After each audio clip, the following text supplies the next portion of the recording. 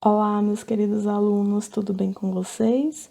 Sejam bem-vindos a mais uma aula de ciências. O tema da nossa aula hoje é infecções sexualmente transmissíveis, ou mais conhecida como ISTs. Antigamente, a gente conhecia como DSTs, que eram doenças sexualmente transmissíveis. E qual é a diferença entre DST e IST? Porque doença implica em sintomas e sinais visíveis no organismo do indivíduo, ou seja, o indivíduo está sentindo alguma coisa, está tendo algum sintoma. Já as infecções, elas podem ter períodos assintomáticos, em que o indivíduo não sente nada. Porém, ele continua transmitindo a infecção mesmo sem os sintomas. Por isso, a mudança na nomenclatura, tá certo? Vamos lá. Diversas infecções causadas por bactérias, vírus e outros agentes patogênicos podem ser transmitidos pelo contato sexual. Contágio e sintomas gerais das ISTs. Há uma ampla variedade de infecções sexualmente transmissíveis. Inclui-se nessa categoria todas as que podem ser transmitidas por contato sexual.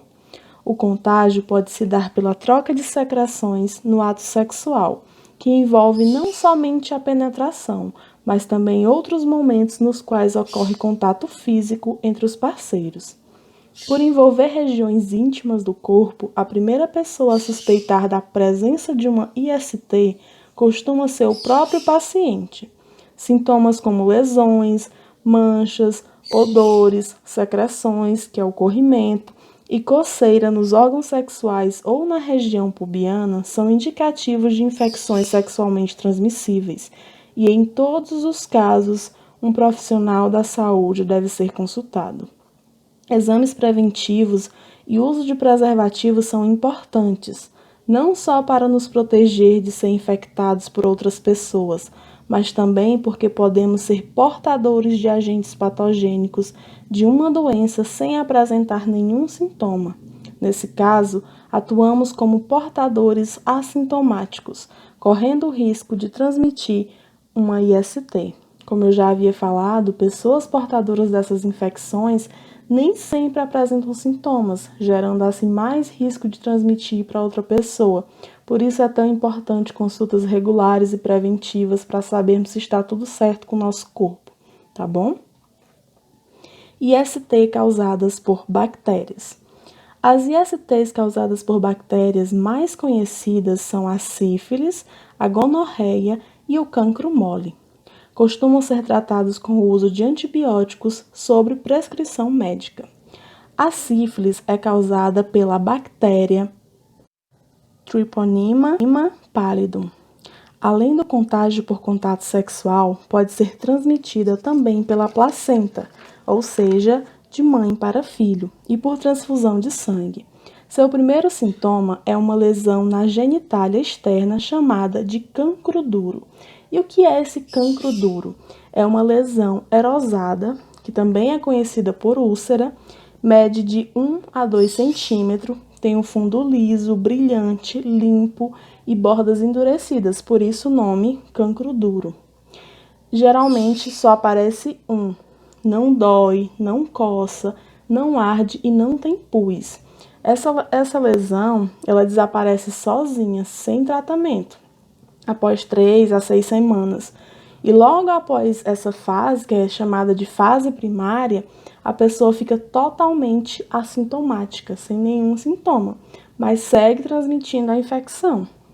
Se não tratada, a doença pode evoluir para quadros mais graves, afetando outras partes do corpo, podendo levar à morte.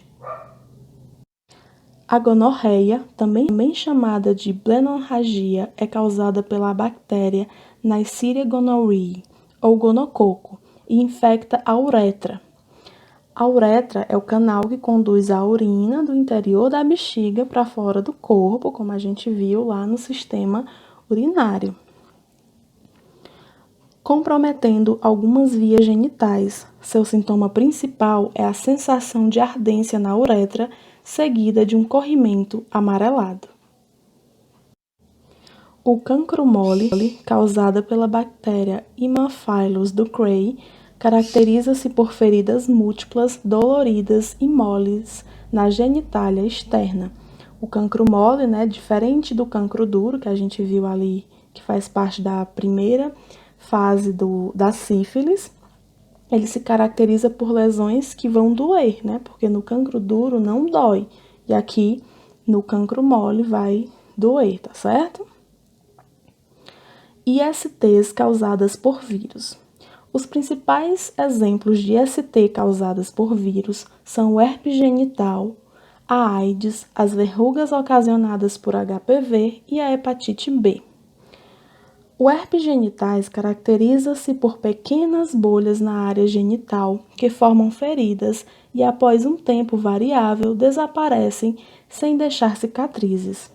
O vírus do herpes simples, o HSV, do inglês Herpes Simplex Virus, causador dessa doença, pode permanecer latente por um período e manifestar-se quando há queda da imunidade. O que é um período latente, pessoal? É quando não é manifestado, quando ele está oculto, e ele vai se manifestar com a queda da imunidade, ou seja, a pessoa não está se alimentando direito, então o organismo fica carente de vitaminas e minerais. Medicamentos prescritos por profissionais da saúde podem afetar a reprodução do vírus e até impedir sua manifestação, mas não o eliminam por completo do organismo da pessoa. Entre todas as ISTs, a síndrome da imunodeficiência adquirida, a SIDA ou AIDS, do inglês Acquired Immunodeficiency Syndrome, é certamente a que traz mais desafios às ciências biomédicas. Ao ser infectado pelo vírus da imunodeficiência humana, HIV, do inglês Human Immunodeficiency Virus, o paciente sofre a destruição de um tipo de linfócito, componente fundamental do sistema imunitário. Com isso, seu organismo não consegue combater agentes patogênicos, tornando-se vulnerável à manifestação de doenças oportunistas como a pneumonia. Além do contágio por contato sexual, o HIV pode ser transmitido por transfusão de sangue ou de órgãos contaminados, pelo uso de seringas ou de materiais cirúrgicos infectados, por inseminação artificial com sêmen contaminado, de mãe para filho através da placenta ou durante o parto e a amamentação. O papilomavírus humano, HPV, do inglês Human Papillomavirus, é um grupo de vírus que pode provocar a formação de verrugas na pele e na região genital. Essas verrugas podem ser precursoras de tumores, principalmente o do câncer do colo de útero. Exames como o Papa Nicolau, que é conhecido como exame de prevenção, permitem detectar essa doença, e a vacina contra o HPV previne a infecção por 4 tipos de papilomavírus. O vírus da hepatite B, o VHB, infecta as células do fígado e pode causar diversas formas da doença. Aguda, que são aquelas que têm um curso acelerado, que pode terminar em morte em menos de 3 meses. Crônica, que é uma doença que não é resolvida num tempo curto, mas também não coloca a vida de uma pessoa em risco rapidamente.